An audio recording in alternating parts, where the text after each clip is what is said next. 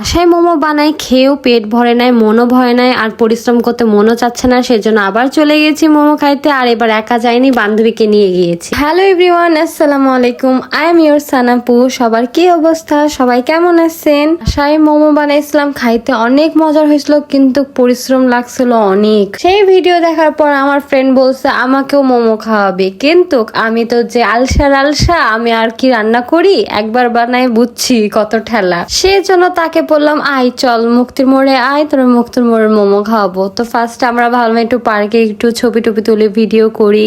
সেদিন ছিল শুক্রবার, পার্কে অনেক ভিড় ছিল। আমরা খুব তাড়াতাড়ি করে পার্ক থেকে বের হয়ে গিয়েছিলাম। আর সেদিন আমি নিশাদকে মেনলি বাই বলার জন্য বের হয়েছিলাম। সে চলে যাচ্ছে, তার নতুন লাইফ শুরু হচ্ছে, তার ইউনিভার্সিটি লাইফ শুরু। আমরা খেলাইতে চলে আসছি মুক্তির মোড়ে, আর মুক্তির মোড়ে এসে আমরা চলে আসছি এই ফুড কার্টে। আজকে লোকেশনটা আমি খুব ভালো করে দেখাই ফেলছি, আশা করি আপনারা বুঝতে পারছেন। আর গিয়ে ওখানে আমি ফার্স্টে চিকেন মোমো অর্ডার করছি, আর এখানে ছিল অনেক ধরনের মুড়ি মাখা প্লাস ভেলপুরি, কিন্তু সেগুলো আমার খাইতে মন চাচ্ছিল না। এই জন্য ভাইয়াদের কাছে আমি লেমন মিন্ট অর্ডার করি। এই তো গরম গরম মোমো হাজির, তার সাথে ঠান্ডা ঠান্ডা লেমন মিন্ট।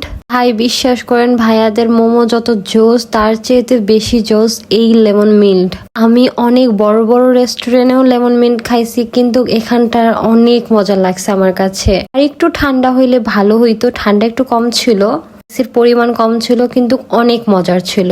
আমার ফ্রেন্ডেরও অনেক ভালো লাগছে, আর তার মোমো অনেক ভালো লাগছে। দেখেন সে কত মজা করে মোমো খাচ্ছে। সবকিছু মিলায় ভাইদের স্টল 10 on 10। তারপরে নিশাদ আর আমি স্কুলের সামনে বসে আমাদের ছোটবেলার কিছু স্মৃতি মনে করলাম, আমরা গল্প করতেছিলাম।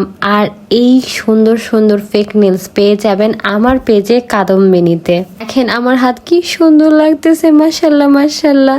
তারপর নিশাদ আর আমি একটু বাজারে গিয়েছিলাম কিছু কেনাকাটা করতে। কেনাকাটা শেষ করে নিশাদকে বাই বললাম।